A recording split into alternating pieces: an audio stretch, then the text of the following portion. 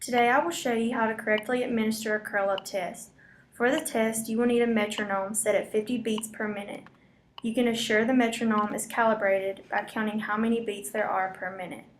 Next, you will need a mat to lay on. This allows your participant to feel more comfortable during the test. Lastly, you will need a stretch band. This will be used to make sure the test is valid. Before beginning the test, make sure your participant is wearing active clothing. Tennis shoes are essential for this test. You may need to demonstrate how to correctly do a curl-up before they begin.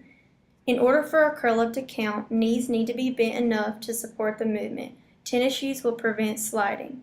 The participant should rise and lay back down at the sound of each beep of the metronome. Staying with the cadence is vital. Arms should be directly by your sides, and the stretch band should be placed directly below the fingertips. It is important that you tell your participant to sit up only enough to where their fingertips glide all the way across the width of the band. This should be repeated as many times as the participant can do.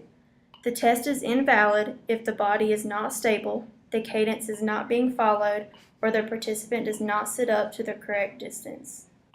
Today I'm going to teach you how to administer a sit and reach test. First, you start out with a sit and reach test box. Next, make sure the participant is wearing active clothes. You don't want their clothes to constrict their movement or the test will not be accurate. Have them sit down in front of the test box and take their shoes off. You will then have them place their feet against the box with their heels touching the ground and their legs straight out. You will then need to have them place both hands on top of one another at the same length.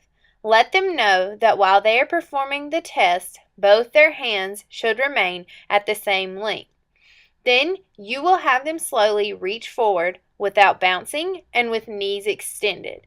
Have them reach as far as they can. You may want them to practice this a couple of times. Once they have performed the test a couple of times, you can get an accurate reading.